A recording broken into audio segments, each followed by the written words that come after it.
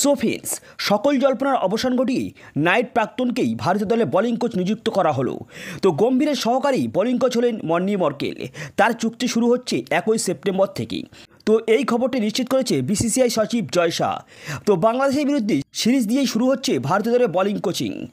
তো ব্যক্তিগত সমস্যার কারণে মর্কেল তার সাম্প্রতিক শ্রীলঙ্কা সফরেই ভারতীয় দলের সঙ্গে যুক্ত হতে পারেননি। গম্ভীর কেকেআরের অধিনায়ক থাকায় একই দলে খেলতেন দুজনেই। তাছাড়া লখনৌ সুপার জায়ান্ট দলের মেন্টর থাকাকালীনই গম্ভীরের সহকারী ছিলেন মর্নি মর্কেল। তাহলেই এখন দেখার ভারতীয় দল আগামী দিনে কেমন প্রদর্শন দেখায়। গম্ভীরের পছন্দের মতো ব্যাটিং কোচ, বোলিং কোচ ও ফিল্ডিং কোচ বেছে নিয়েছেন তিনি। তো ব্যাটিং কোচ হিসেবে বেছে নিয়েছেন অভিষেক নায়ার ও বোলিং কোচ মর্নি মর্কেল এবং ফিল্ডিং কোচ হিসেবে বেছে নিয়েছেন রেনটেন ডোয়েস্কাটকে। তাছাড়া ভারতীয় খেলোয়াড়দের প্রতিভার কোনো অভাব নেই। তো ওডিআই র্যাঙ্কিংয়ে নাম্বার 1 টিম হচ্ছে ইন্ডিয়া। টি-20 সবেমাত্র বিশ্ব চ্যাম্পিয়ন হয়েছে। টি-20তেও নাম্বার 1 ইন্ডিয়া, আর টেস্টে নাম্বার 2 পজিশনে রয়েছে টিম ইন্ডিয়া। তো সমস্ত দিকের বিচার করলে দেখা যাবে ভারতীয় দলই বিশ্বের সেরা দল। তো এখন দেখার গম্ভীর ভারতীয় দলকে কেমনভাবে পরিচালনা করেন এবং আগামী দিনে ভারতীয় ক্রিকেট দলকে বিশ্বের দরবারে কেমনভাবে উপস্থাপন করেন। তো সেই সঙ্গেই ভারতীয় শিবিরে দারুণ স্বস্তির খবর, খুব শীঘ্রই দলে ফিরতে চলেছে আমাদের সকলের প্রিয় মোহাম্মদ শামি। তো বাংলাদেশের সিরিজেই ফিরতে পারেন মোহাম্মদ শামি, ইঙ্গিত অজিত আগারকারের।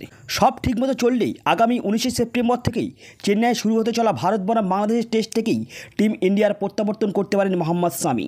তো জাতীয় নির্বাচক কমিটির প্রধান অজিত আগারকার আজ এমনই ইঙ্গিত দিয়েছেন। তো তিনি জানিয়েছেন শামির এখন শেষ পর্বে রিহাব চলছে, বোলিংও শুরু করেছে, দ্রুত ফিট হয়ে উঠছে শামি।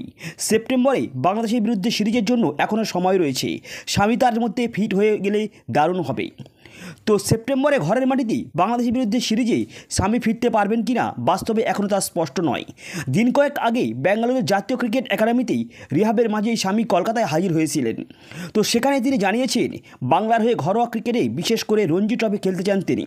তো শামি বাংলাদেশের বিরুদ্ধে সিরিজ জাতীয় দলে ফিরলে তার রঞ্জি খেলার পরিকল্পনা ধাক্কা খাবে। সতর্ক জাতীয় নির্বাচক কমিটির প্রধান আগারকার অবশ্য বলেছেন শামি এখন আগের তুলনায় অনেক ফিট, বোলিংও শুরু করেছে। এনসিএতে শেষ পর্বে রিহাব চলছে ওর। সেপ্টেম্বরেই বাংলাদেশের সিরিজের জন্য এখনও সময় রয়েছে। তো এই সিরিজে ফিট হয়ে শামি ফিরতে পারলে দারুণ হবে।